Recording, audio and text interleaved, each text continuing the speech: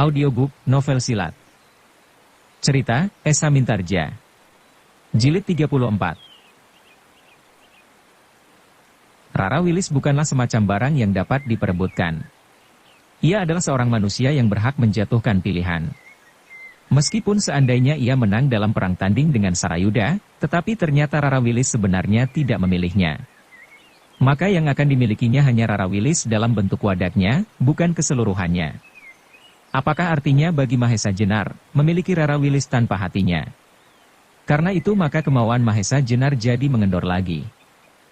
Malahan kembali timbul di dalam dadanya, suatu perasaan yang pedih, ketika ia tiba-tiba teringat kata-kata Rara Wilis di Padang Ilalang pada saat mereka berburu tadi. Tidakkah Kakang bermaksud untuk kembali ke Demak dan memangku jabatan Kakang kembali? Bukankah pertanyaan itu jelas? Rara Wilis akan berkata kepadanya, bahwa kenapa ia adalah seorang perantau, seorang yang tidak mempunyai tempat tinggal. Kenapa ia hidup sebagai seorang yang selalu berkeliaran di hutan-hutan, bukit-bukit dan lembah-lembah. Kalau demikian maka Rara Wilis pasti sedang memperbandingkan dirinya yang tidak hidup seperti lazimnya orang yang berkeluarga.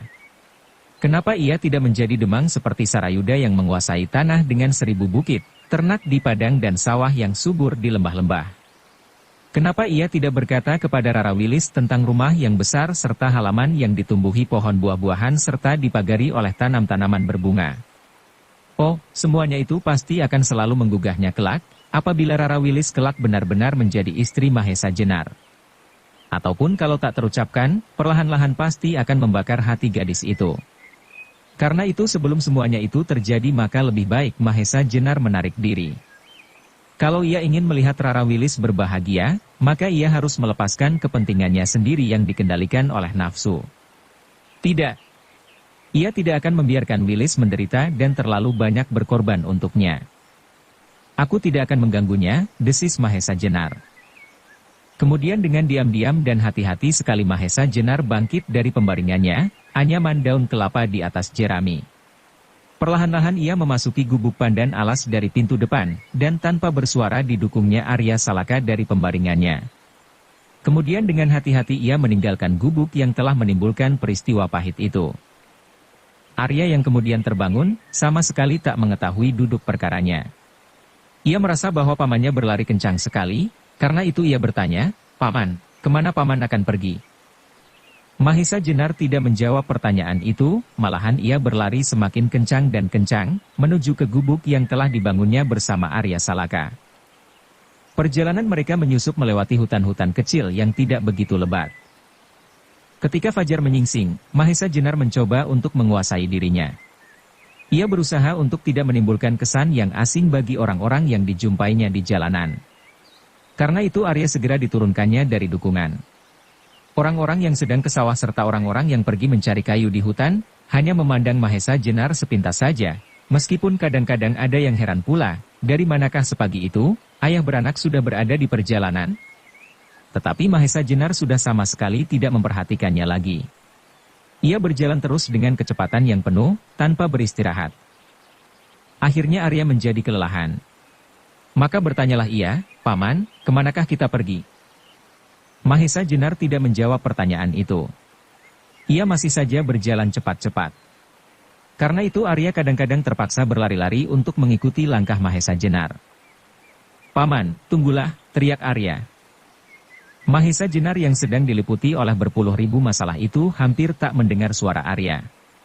Ia masih saja berjalan cepat tanpa menoleh. Mendengar Arya berteriak-teriak, Mahesa Jenar berhenti menoleh. Tetapi, Arya yang biasanya mendapat perhatian sepenuhnya dari Mahesa Jenar, kini rasa-rasanya sangat menjengkelkan sekali. Dengan keras pula Mahesa Jenar berteriak, "Arya, tidakkah kau dapat berjalan lebih cepat?" "Aku lelah sekali paman," jawab Arya. "Baru beberapa langkah kau berjalan. Ayo belajarlah menjadi seorang laki-laki. Apakah kau, yang sudah sebesar itu masih harus selalu dimanjakan? Didukung sampai punggungku patah?" teriak Mahesa Jenar dengan kasarnya. Mendengar jawaban Mahesa Jenar, Arya terkejut bercampur heran. Ia belum pernah melihat Mahesa Jenar bertindak sekasar itu terhadapnya. Padahal ia sama sekali tidak merasa berbuat suatu kesalahan. Ia ingat jelas bahwa pamannya kemarin berkata kepadanya agar ia tidur saja, pamannya akan pergi berburu. Kemudian ketika ia terbangun, ia sedang didukung oleh pamannya sambil berlari-lari. Dan sekarang tiba-tiba saja pamannya marah kepadanya.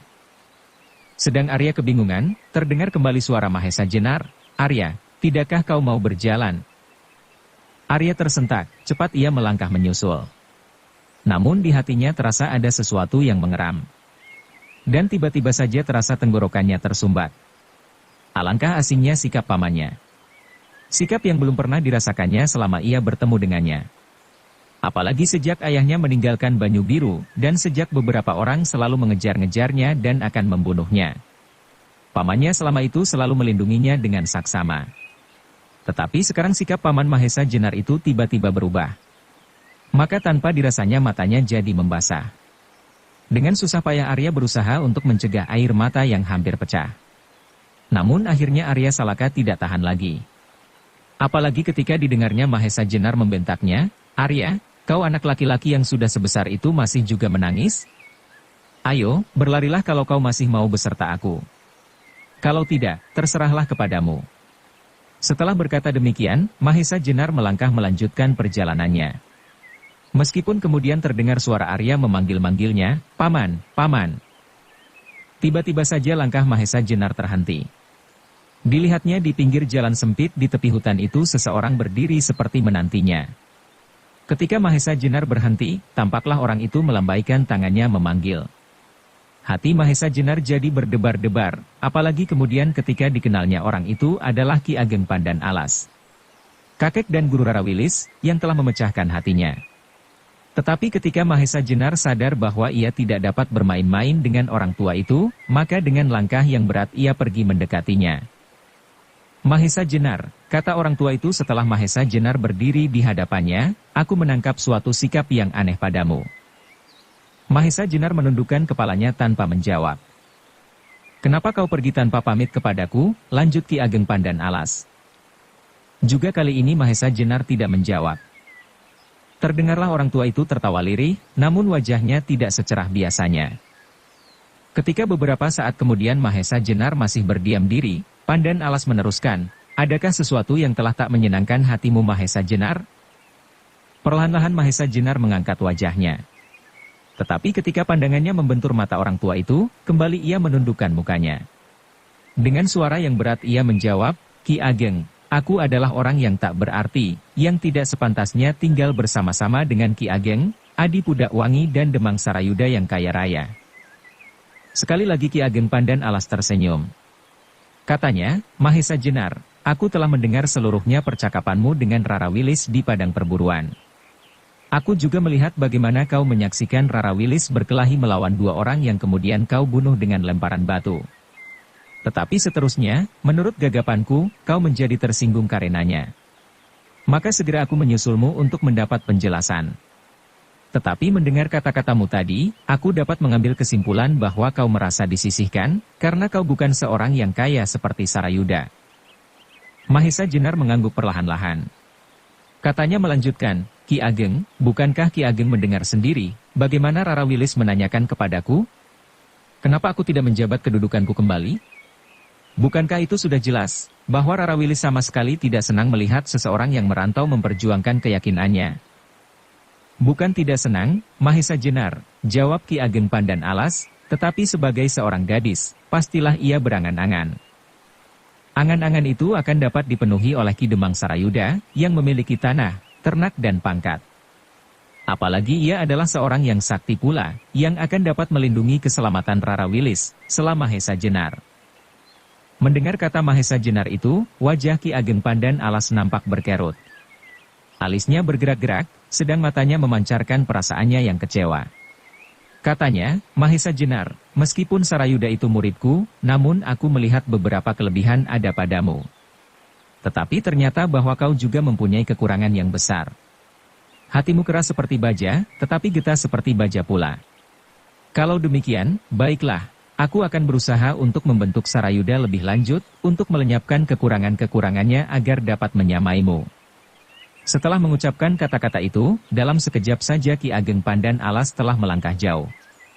Ketika Mahesa Jenar akan menjawab, orang tua itu telah hilang masuk ke dalam hutan.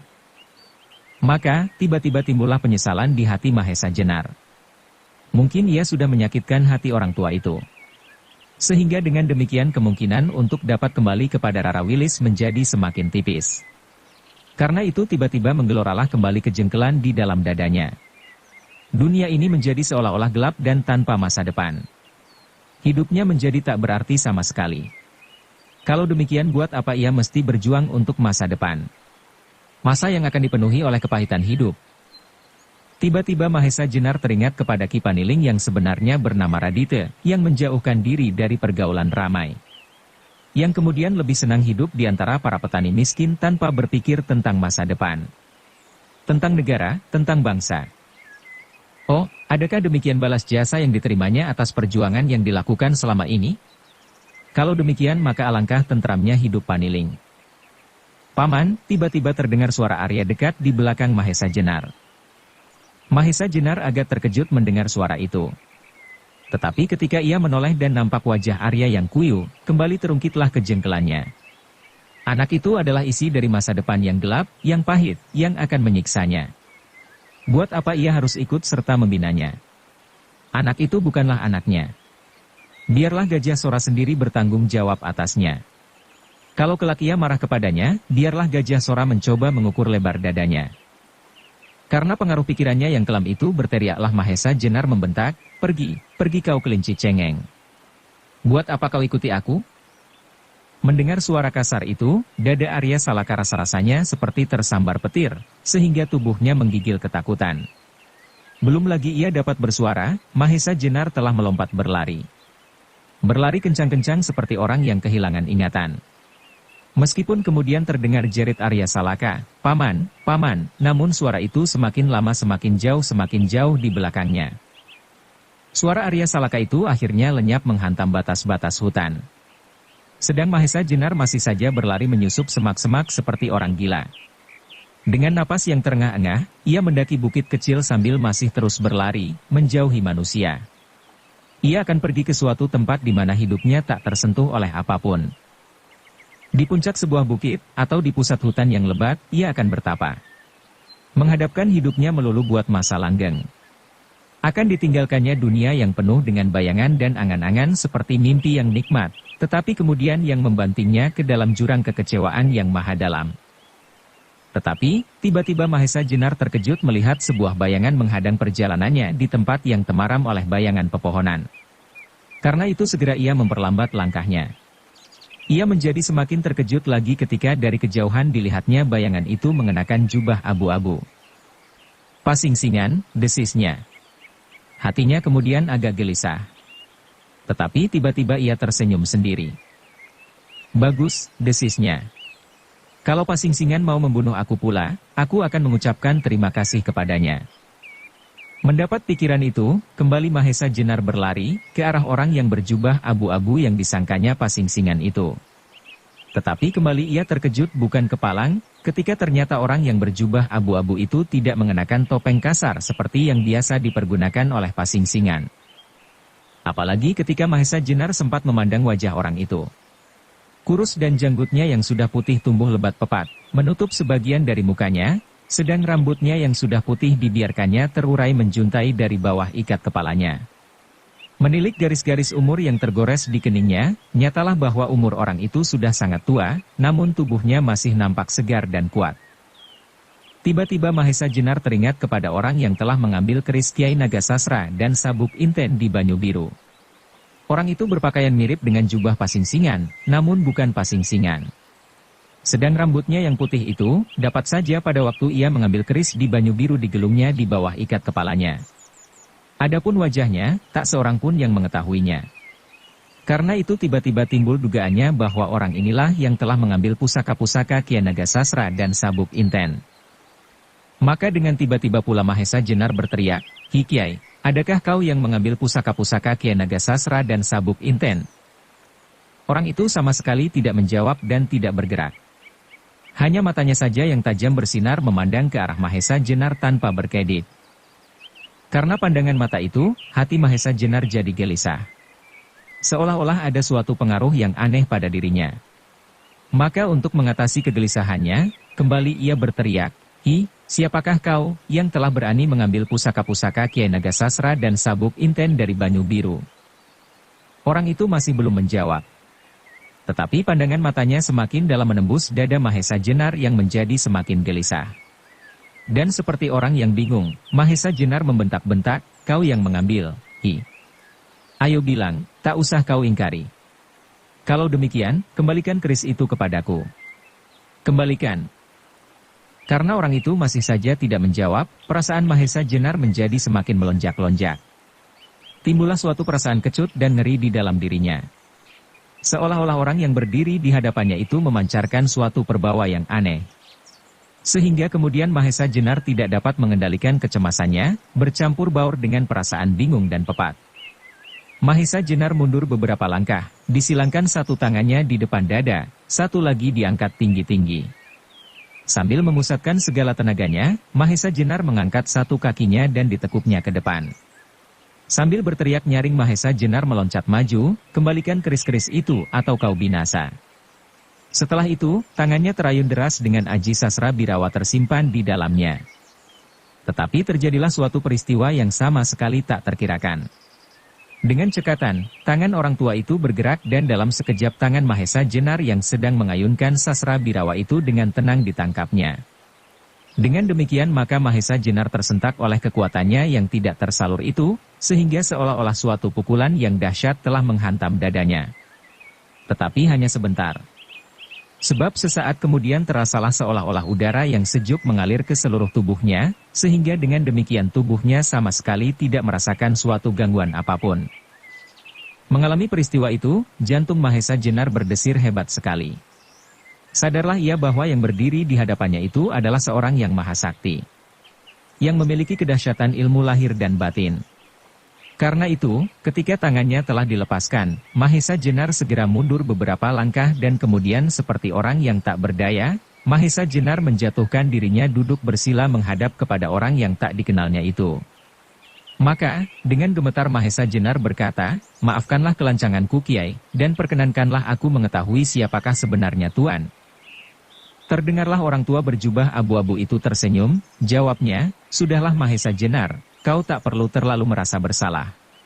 Bahkan aku menjadi gembira ketika kau masih ingat kepada kewajibanmu untuk menemukan kembali Kiai Nagasasra dan Kiai Sabuk Inten, sehingga kau berani bertindak terhadap apapun dan siapapun. Dengan demikian maka masa depanmu tidaklah akan gelap sama sekali. Mendengar kata-kata orang tua yang sama sekali tidak menjawab pertanyaannya itu, Mahesa Jenar menjadi tertegun heran. Apakah gerangan maksudnya? Kemudian terdengarlah orang tua itu melanjutkan, Mahesa Jenar, apakah sebenarnya yang kau cari, sehingga kau sampai ke tempat ini? Perasaan Mahesa Jenar terasa seperti disentakkan mendengar pertanyaan itu. Ya, apakah sebetulnya yang dikehendaki sehingga sampai ke tempat ini? Teringatlah kemudian apa yang pernah dialami akhir-akhir ini, yang masalahnya berkisar di sekitar Rarawilis. Namun untuk menguraikan kepada orang tua itu, Mahesa Jenar masih merasa kurang enak. Karena itu ia jadi bimbang sehingga beberapa lama ia tidak menjawab. Karena Mahesa Jenar masih berdiam diri, terdengarlah orang tua itu meneruskan, aku kira, aku dapat menduga-duga apa yang sebenarnya telah kau alami Mahesa Jenar.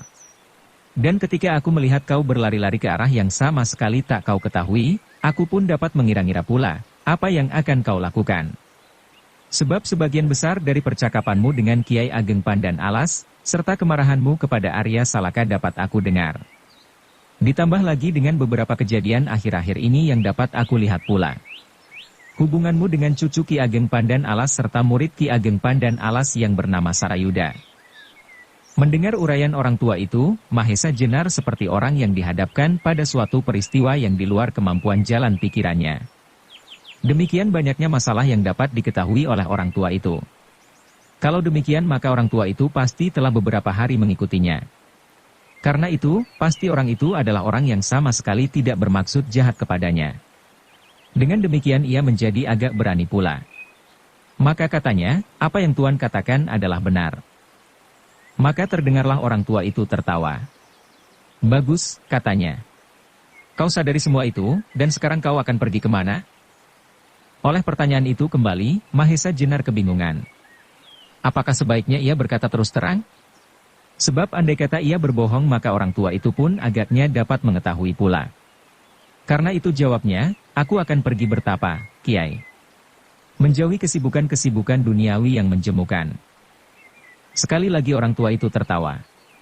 Katanya, apakah dengan bertapa serta menjauhkan diri dari persoalan manusia itu, kemudian keris Kiai Nagasasra dan Sabuk Inten akan datang kepadamu dengan sendirinya? Sedikit-sedikit arah pembicaraan orang tua itu sudah dapat ditangkap oleh Mahesa Jenar. Ia menjadi bertanya pula pada diri sendiri, apakah sebenarnya yang dicarinya selama ini? Mahesa Jenar, lanjut orang tua itu, kau adalah seorang kesatria, bukan seorang brahmana atau pertapa. Kewajiban kesatria adalah membina kesejahteraan umat manusia, kesejahteraan bangsanya dan tanah airnya. Apakah yang dapat kau lakukan apabila kau mengasingkan dirimu di puncak gunung atau di tengah-tengah hutan yang lebat? Di dalam gua-gua atau di bawah pohon beringin tua? Mahesa Jenar, aku sudah tua. Aku adalah gambaran dari orang-orang yang tak berarti.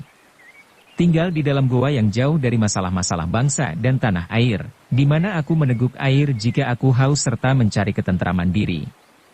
Tetapi dengan demikian masalah keluarga besar kita tak akan dapat diselesaikan.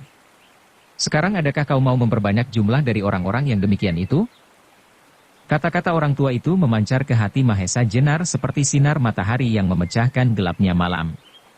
Meskipun ia masih duduk tepekur, namun dadanya telah menyala kembali dengan api kekesatriaannya. Masihkah kau akan melanjutkan mencari pusaka-pusaka yang hilang itu? Tanya orang tua itu. Karena pertanyaan itu Mahesa Jenar tersentak. Jawabnya tergagap, ya. Tuan, aku tetap mencarinya. Dan adakah Tuan mengetahui di manakah kedua keris itu sekarang? Orang tua itu tersenyum, lalu jawabnya, aku tahu. Kedua keris itu berada di dalam kekerasan hatimu serta usahamu. Kembali Mahesa Jenar tertunduk. Tepat benar jawaban orang tua itu. Mahesa Jenar, lanjut orang itu, hati-hatilah kelak akan memilih. Ada dua keturunan yang merasa berhak memiliki keris itu. Keturunan Trenggana dan keturunan Sekar Sedalepen. Pilihlah siapa di antara mereka yang mengutamakan kepentingan rakyat serta kesejahteraan negerinya. Kepadanya lah keris itu kau serahkan. Seterusnya kau masih mempunyai satu kewajiban lagi. Membina masa depan. Dan sekarang kau sia-siakan satu tugas kekuatan masa depan itu. Orang tua itu diam sesaat, lalu bertanya kepada Mahesa Jenar, dengarlah siapakah yang menyebut-nyebut namamu. Lamat-lamat ketajaman pendengaran Mahesa Jenar mendengar suara memanggil-manggilnya, Paman, Paman Mahesa Jenar, di manakah kau Paman? Mendengar suara itu, terbantinglah hati Mahesa Jenar seperti kaca yang menimpa batu. Itu adalah suara Arya Salaka, putra Gajah Sora. Apa salah anak itu kepadamu Mahesa Jenar? Tanya orang tua itu sambil tersenyum. Karena pertanyaan itu hati Mahesa Jenar merasa semakin pecah-pecah.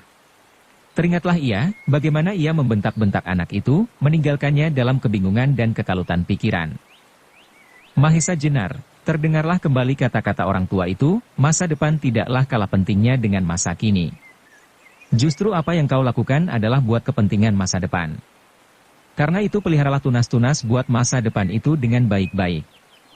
Kali ini kau telah mendapatkan pengalaman untuk dapat kau pergunakan sebagai cermin pada masa-masa yang akan datang. Setiap usaha pasti mengalami rintangan-rintangan. Apabila kau terperosok pada kepatahan hati maka tak akan ada usahamu yang berhasil.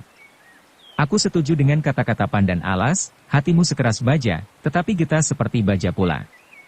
Nah sekarang hayatilah tugasmu kembali. Kiai Nagasasra dan Kiai Sabuk Inten serta anak Gajah Sora yang dititipkan kepadamu itu. Mahesa Jenar membungkuk hormat, namun masih juga ia mencoba bertanya, siapakah sebenarnya Tuan? Orang tua itu tersenyum. Jawabnya, tak banyak gunanya kau mengetahui siapakah aku ini. Sebab aku adalah orang yang tak berarti. Salah satu dari gambaran orang-orang yang tidak bertanggung jawab buat membina Bebrayan Agung. Namun aku masih ingin menitipkan sumbangsihku atas tanah ini kepadamu, dengan mencegah kehendakmu untuk menambah barisan orang-orang yang tak berarti seperti aku ini. Nah selamat bekerja Mahesa Jenar. Seharusnya kau memiliki keagungan seperti gurumu, Pangeran Handayaningrat. Setelah mengucapkan kata-kata itu, orang tua yang berkumis dan berjanggut lebat itu melangkah pergi. Mahesa Jenar yang masih belum puas itu segera akan mengikutinya, Tetapi tiba-tiba kembali didengarnya suara sayup-sayup menyusup dedaunan, "Paman, Paman Mahesa Jenar. Kenapa aku kau tinggalkan sendiri, Paman?" Suara yang timbul tenggelam di antara desir angin di hutan itu telah menyentuh-nyentuh perasaan Mahesa Jenar seperti panasnya bara api. Cepat ia menyadari kesalahannya telah meninggalkan anak yang tak bersalah itu. Karena itu ia berteriak pula, "Arya, tunggulah Paman segera datang." Setelah itu segera ia meloncat berlari sekencang-kencangnya menuju ke arah suara Arya Salaka, yang ketika mendengar suara Mahesa Jenar, berteriak lebih keras lagi, "Paman, Paman." Ketika Arya Salaka melihat Mahesa Jenar yang tiba-tiba muncul dari rimbunnya hutan, segera ia berlari menyongsongnya. Tetapi karena tubuhnya sudah sangat lelah, maka ia pun terjatuh lemas. Melihat keadaan Arya, Mahesa Jenar jadi terharu.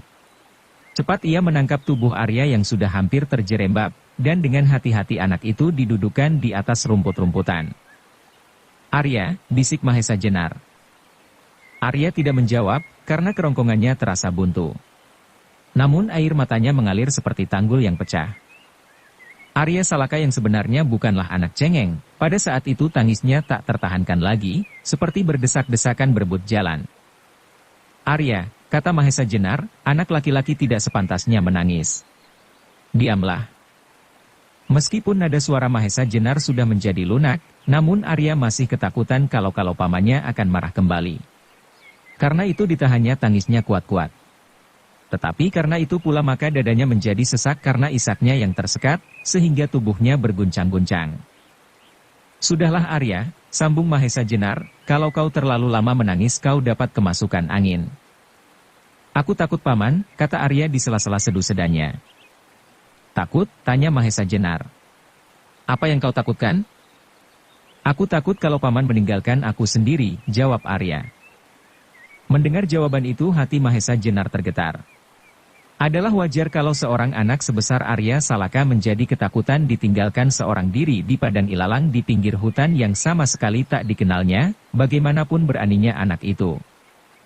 "Tidak Arya, Paman tak akan meninggalkan kau sendiri," kata Mahesa Jenar membesarkan hati anak itu. "Tetapi tadi Paman berlari kencang sekali," potong Arya. Mendengar kata-kata Arya itu, Mahesa Jenar tersenyum. Senyuman yang pahit bagi dirinya sendiri. Namun jawabnya, "Tadi Paman tidak akan meninggalkan kau, Arya.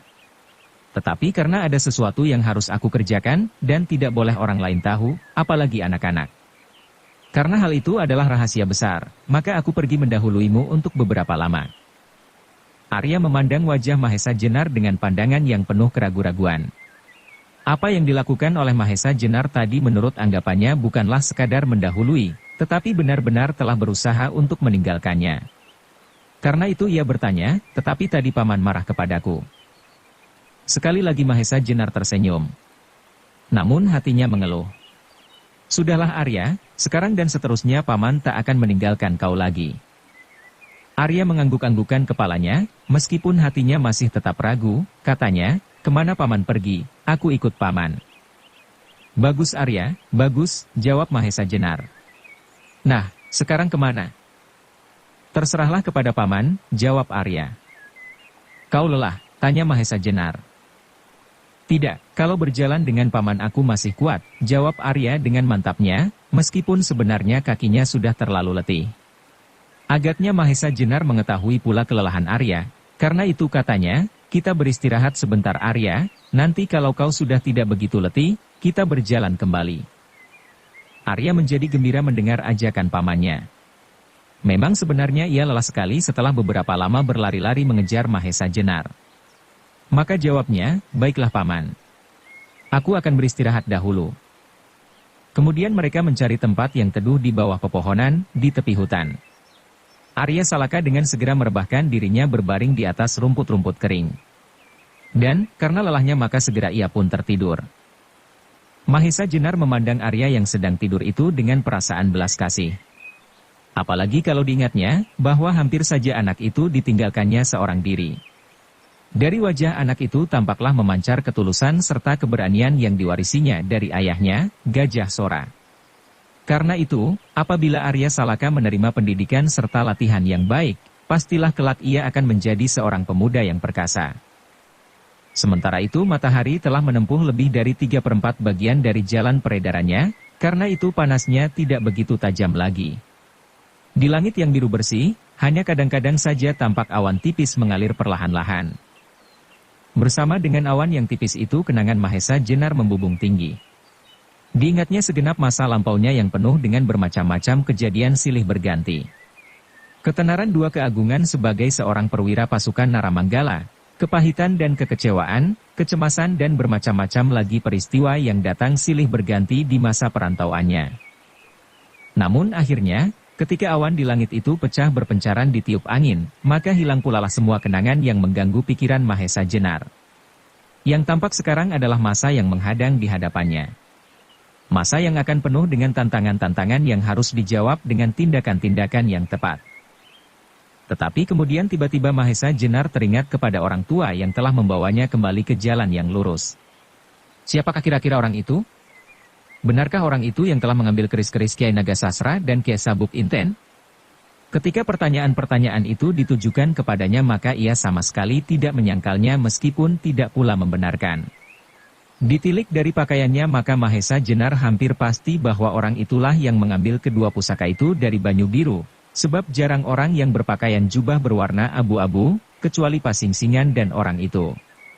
Meskipun Mahesa Jenar belum pernah melihat wajah asli Pasingsingan yang nama sebenarnya adalah Umbaran, namun pastilah bahwa orang tua itu bukannya Umbaran. Kalau demikian sampailah Mahesa Jenar pada suatu dugaan bahwa orang tua itu adalah Pasingsingan tua, guru dari Paniling, atau yang sebenarnya bernama Radite, Anggara dan Umbaran. Namun ia sendiri tidak yakin, apakah dugaannya itu benar.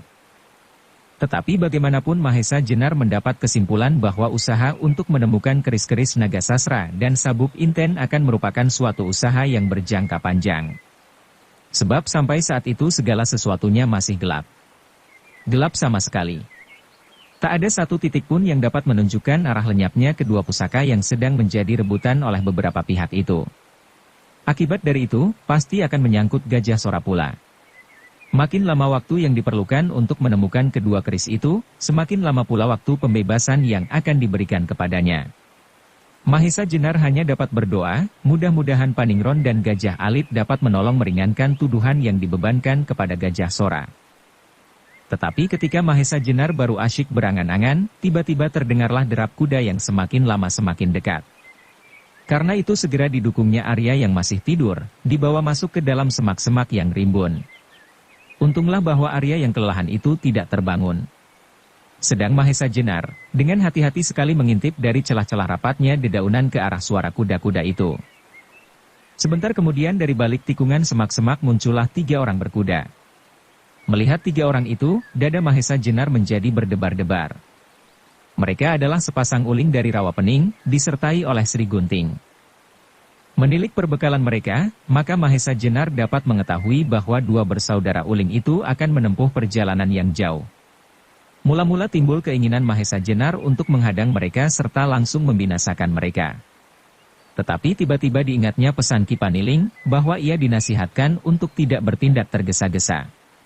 Ia harus tahu pasti bahwa tindakannya benar-benar akan menguntungkan. Sedang pada saat itu, ia masih belum yakin bahwa ia seorang diri dapat mengalahkan orang-orang itu.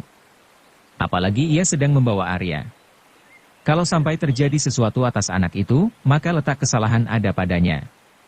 Karena itu akhirnya, Mahesa Jenar hanya mengintip dengan dada yang bergetar menahan perasaannya. Ketika ketiga orang itu lenyap dari pandangan matanya, Mahesa Jenar segera menyadari betapa semakin sulitnya pekerjaan yang akan dilakukan. Dengan melihat kedua orang itu Mahesa Jenar dapat menerka, bahwa pasti tidak saja sepasang uling itu yang pergi merantau, tetapi pasti juga tokoh-tokoh hitam yang lain, menempuh perjalanan dan bertebaran ke segenap penjuru untuk mendahului menemukan keris-keris Kiai Nagasasra dan Kiai Sabuk Inten. Kalau saja ia bertemu dengan uling, Lawa Ijo, Jakasoka dan sebagainya, bagaimanapun masih ada kemungkinan bagi Mahesa Jenar untuk menyelamatkan diri. Tetapi bagaimana halnya kalau di perjalanan ia berjumpa dengan tokoh-tokoh tua seperti Pasingsingan, Simaroda Tua, Bugel Kaliki dan barangkali tokoh-tokoh tua yang berdiri di belakang sepasang uling dan Jakasoka, atau guru-guru mereka, yang ternyata juga mengingini pusaka-pusaka itu? Terhadap mereka tidak akan banyak yang dapat dilakukan. Untunglah sampai saat ini beberapa kali jiwanya selalu terselamatkan oleh pertolongan mereka dari angkatan yang sebaya. Tetapi kalau tak seorang pun dari mereka yang melihat, pasti bahwa tinggal nama Mahesa Jenar saja yang mungkin masih sering disebut-sebut orang. Mengingat hal itu, tiba-tiba dirasanya bulu tengkuknya berdiri.